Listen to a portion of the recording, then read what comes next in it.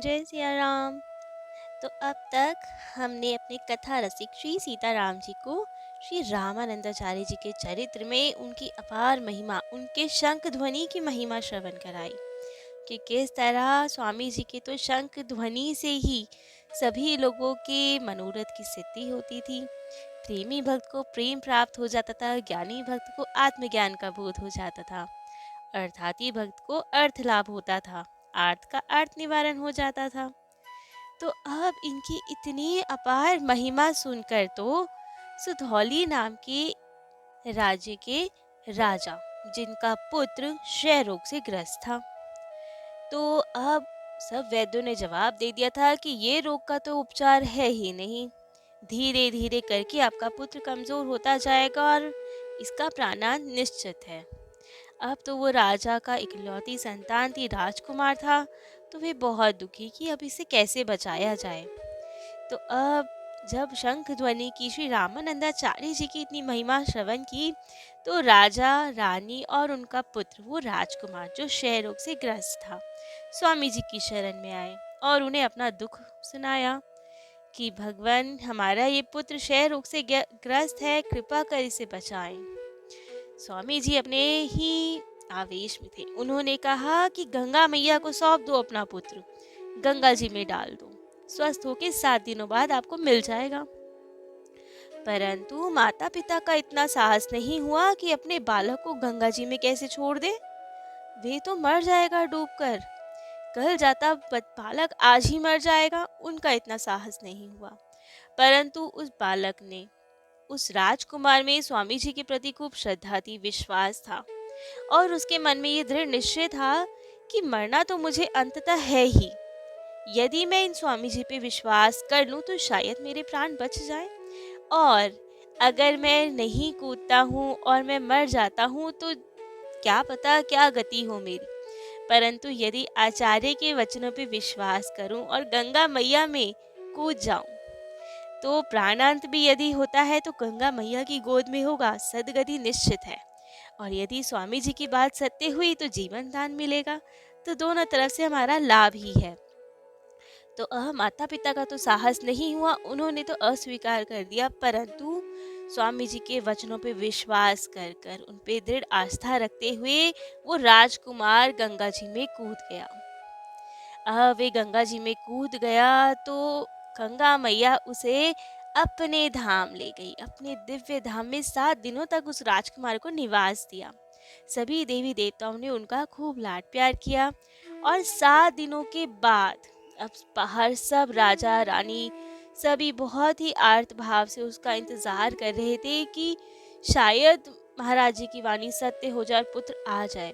जबकि उन्हें ज्यादा विश्वास था नहीं, फिर भी एक छोटी सी उम्मीद की किरण कि शायद कुछ हो जाए, 7 दिनों तक प्रतीक्षा कर लेते हैं। तो 7 दिनों के बाद एक दिव्य काया को लेकर वही राजकुमार गंगा मैया से प्रकट हुआ और तो उसका क्षय रोग सब दूर, उसकी देह तो कंचन जैसी, स्वर्ण के जैसी चमक रही थी।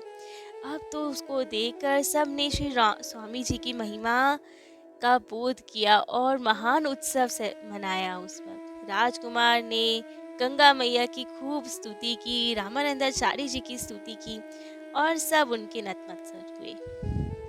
अब श्री स्वामी जी काशी में निवास करते थे।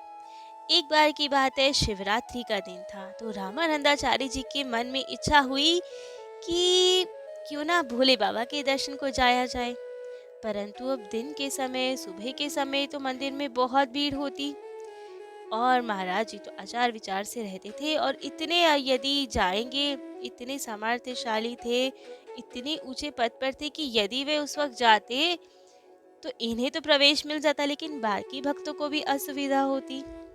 तो फिर यही सब विचार कर कर कि सबको असुविधा होगी अगर हम इस समय जाएंगे, तो स्वामी रामानंदाचार्य जी ने विचार किया कि हम रात्रि को जाएंगे भोले बाबा से मिलने। तो अब मध्य रात्रि को, अर्धरात्रि को रामानंदाचार्य जी गए विश्वनाथ भगवान के दर्शन करने। परंतु ये क्या, अब ये पहुंचे तो मंदिर के पट हो चुके थे, शयन करवा दिया था पुजारी जी ने। अब तो रामानंदाचार्य जी ने सोचा कि अरे भोले बाबा तो लग रहा है शयन कर गए, तो वापस चलना चाहिए और वापस मुड़ने लगे। परंतु अंदर तो भोले बाबा माता पार्वती दोनों जगे हुए थे।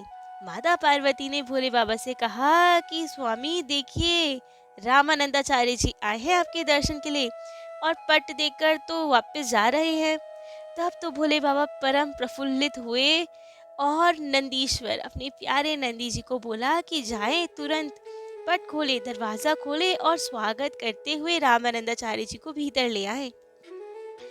अब तो नंदीश्वर गए, फटाफट से उन्होंने मंदिर के द्वार खोले और शिव जी ने खड़े होकर उनका स्वागत किया। अब रामानंदाचार्य जी आए और माता पार्वती और भोले बाबा को प्रणाम करना ही चाहते थे, झुक ही रहे थे, परंतु भोले बाबा ने, शिव शंकर ने उन्हें रोक लिया और अपने हृदय से लगा लिया और एक परम दिव्य आसन पे उन्हें बिठाया और खूब प्रेम भरी वार्तालाप हुई।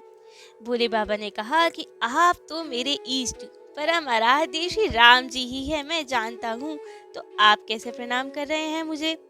आप तो लोक कल्याण के लिए, सभी जीवों को शिक्षा दीक्षा देने के लिए यहाँ अवतार लिया है, तो आपसे तो भक्ति का महान प्रचार होने वाला है।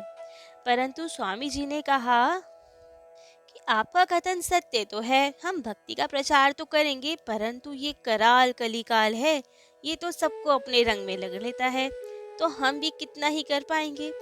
परंतु शिव जी ने कहा कि आपके महाप्रभाव के सामने तो कलयुग भी कुछ नहीं कर सकता। आप तो बस ऐसे समर्थशाली हैं कि कलयुग तक आपका चेला बन जाएगा। बस आप किसी को कभी मना ना करें, सबको दीक्षा प्रदान करें। और ऐसे ही खूब दिव्य वार्तालाप हुई सब में, भोले बाबा में, माता पार्वती में और रामानंदाचार्य जी में। अब तो रामानंदाचार्य जी ने उनसे विदा मांगी और कहा कि अब हमें आज्ञा दें, हम पुणे अपनी कुटी लौटे। तब भोले बाबा शिव शंकर बहुत भाव में भर गए और उनसे कहा कि हे प्रभु, जो कोई मुझे एक बार राम नाम सुना देता है, जो एक बार श्री राम नाम लेता है, मैं उसे 3 बार प्रणाम करता हूँ, चाहे वो कोई भी हो। यदि उसके मुख से राम नाम निकल गया तो मैं मन ही मन उसे 3 बार प्रणाम करता हूँ। परंतु आप तो रामानंद हैं, स्वयं राम जी के स्वरूप है, आप तो राम जी में ही रमन करते हैं, तो आप ही बताएं मैं आपको तो कैसे प्रणाम करूं, कैसे सत्कार करूं। तो उन्होंने लिखा, बोले शिव जी कही इक रामा, 3 बार ती करहु प्रणामा।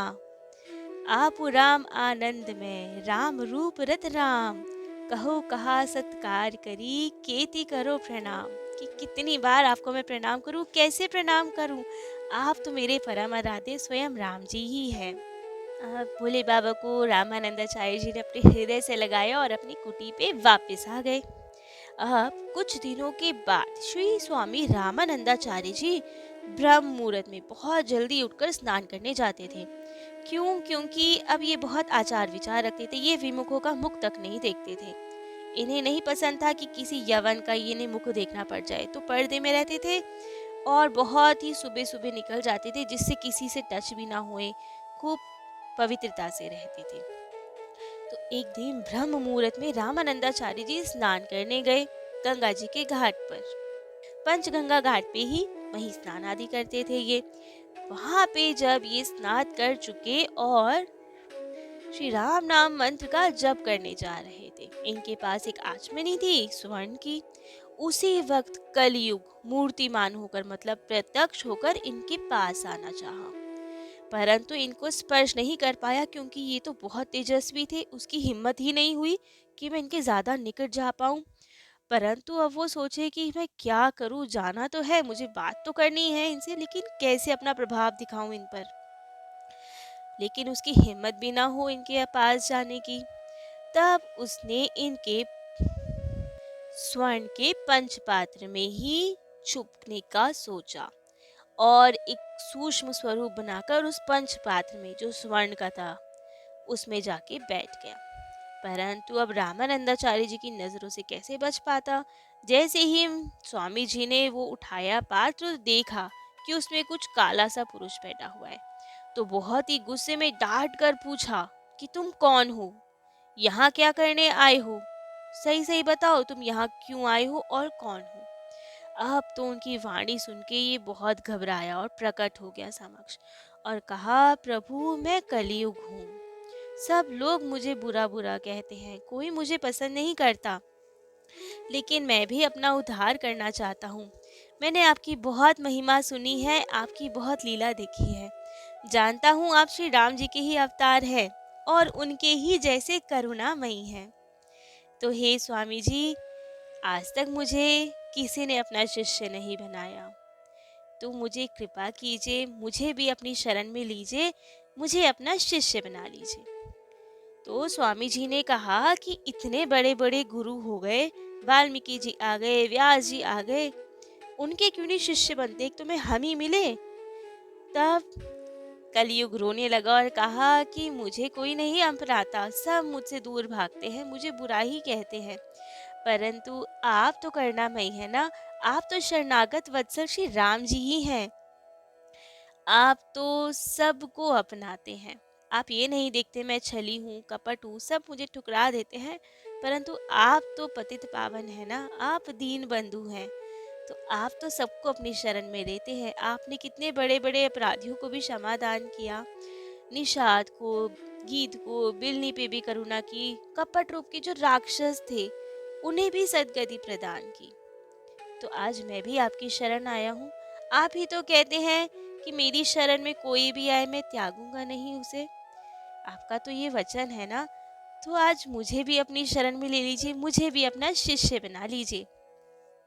तब तो रामानंदाचार्य जी को इन पे खूब दया आ गई। इसकी दीन वाणी सुनकर उनका मन पिघल गया और उन्हें भोले बाबा की भी बात याद आई कि किसी को त्यागिएगा नहीं, जो भी आए सबको दीक्षा प्रदान कीजिएगा।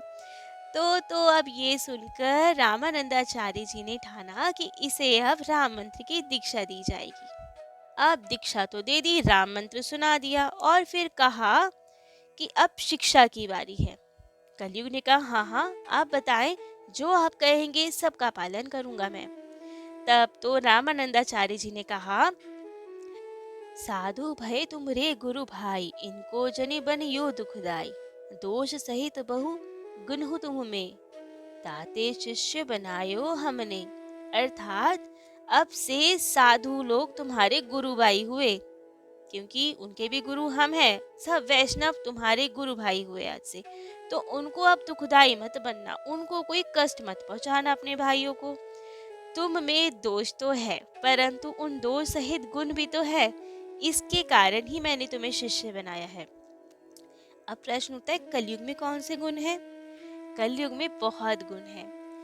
कहीं कहीं तो नाबादास जी, तुलसीदास जी ने कहा है कि चारों युगों में सबसे बढ़िया कलयुग है। बड़े बड़े भक्त कहते हैं कि हमें तो कलयुग में अवतार लेना है। क्यों लेना है? यहाँ तो बहुत छल कपट द्वेष है, फिर कलयुग इतना बढ़िया कैसे हो गया?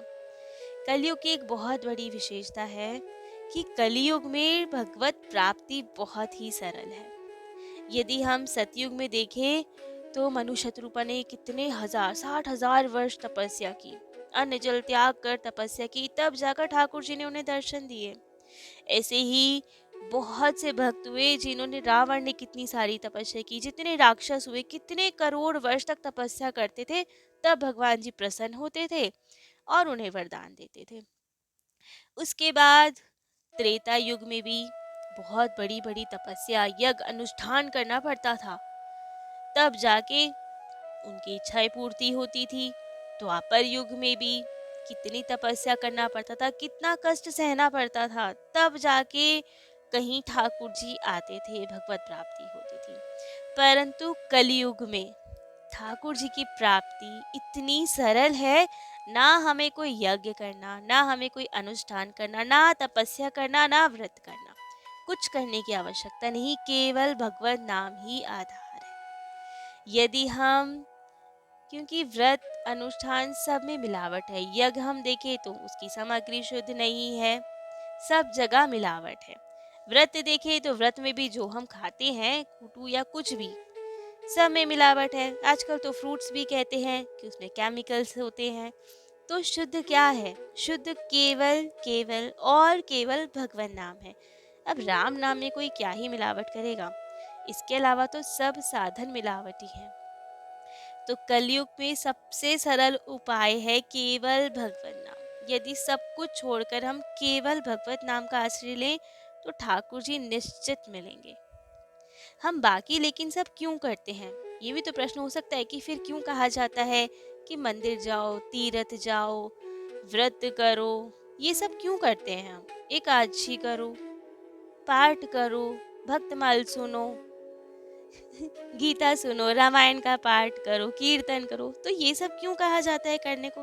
बैठकर केवल राम नाम करे। तो राम नाम तो एक आधार है ही, उससे तो सब कुछ मिलेगा, परंतु दुष्ट मनुष्य तो राम नाम भी नहीं ले सकता। जैसे वाल्मीकि जी थे, वो कहते थे ना, नारद जी ने उन्हें कहा कि राम नाम लो, सब पाप नष्ट हो जाएंगे। तो वाल्मीकि जी ने कहा कि प्रभु मैं तो बोल ही नहीं पाता ये नाम, तो मैं कैसे उच्चारण करूं? तब नारद जी ने कहा ठीक है, मरा मरा जपो, राम राम अपने आप हो जाएगा।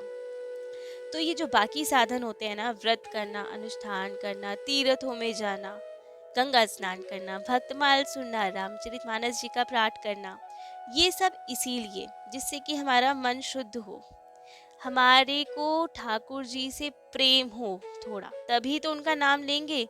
अब हमें अगर किसी चीज़ के बारे में पता ही नहीं तो हम उसका नाम क्यों जपेंगे? ये सब साधन होते हैं ठाकुर जी से प्रेम बढ़ाने के लिए, उन पे विश्वास करने के लिए। जिन पे हमें विश्वास होगा हम उन्हीं का नाम जपेंगे। इसलिए सब साधन, तीर्थाटन, तीर्थों में जाना, गंगा स्नान करना, व्रत करना, ये सब केवल इसीलिए होते हैं जिससे कि हमें अपने ईश्वर पे, अपने भगवान जी पे विश्वास हो, उनसे प्रेम हो। और जब उनसे हमें प्रेम होगा, उन पे विश्वास होगा, तब केवल संकट में ही वो याद नहीं आएंगे, हमारी खुशी में भी वो याद आएंगे, और तभी उनका हम प्रेम से नाम सुमिरन कर पाएंगे। और यदि नाम सुमिरन करेंगे तो बस फिर कोई और साधन की आवश्यकता ही नहीं, फिर सब कुछ सुलभ है। तो रामानंदाचार्य जी ने यही कहा कि अब जितने भी साधु हैं, जितने भी वैष्णव हैं, वो तुम्हारे गुरु भाई हो गए, तो अब उन्हें कष्ट मत देना कभी। परंतु फिर कलयुग ने कहा, सूधे साचे संत सुजाना, करी है नाम रूप गुण गाना, तिनको कबहु दुखी नहीं करी हो, निश्चय तब आयसु अनुसरी हो, साधु बनी माया को सची है, ते मोते एको नहीं बची है। अर्थात कलयुग ने कहा, जी गुरुवर, जो बिल्कुल सीधे सच्चे सुजान सरल हृदय के साधु होंगे, जो आपका नाम सुमिरन करेंगे, आपकी लीला, आपके गुण गाएंगे, उनको मैं कभी कोई कष्ट नहीं दूंगा, आपकी आज्ञा का पूरा पालन करूंगा। परंतु जो पाखंडी होंगे, जो केवल दिखावे के लिए तीर्थों में जाएंगे, मंदिरों में जाएंगे, अपने भक्त बढ़ाने के लिए कुछ पाखंड करेंगे, वैसे कोई भी भक्त को, जो ढोंगी भक्त होंगे, उनको मैं बिल्कुल नहीं छोड़ूंगा, ऐसे कोई भी जन मुझसे नहीं बचेंगे। तो अब रामानंदाचार्य जी ने भी स्वीकृति दी और ऐसे कलयुग बना रामानंदाचार्य जी का शिष्य। तो आज के लिए इतना ही। नाम महिमा भी आज श्रवण हो गई और रामानंदाचार्य जी की महिमा भी। तो आगे की इनकी महिमा कल श्रवण करेंगे। जय जय श्री सीताराम।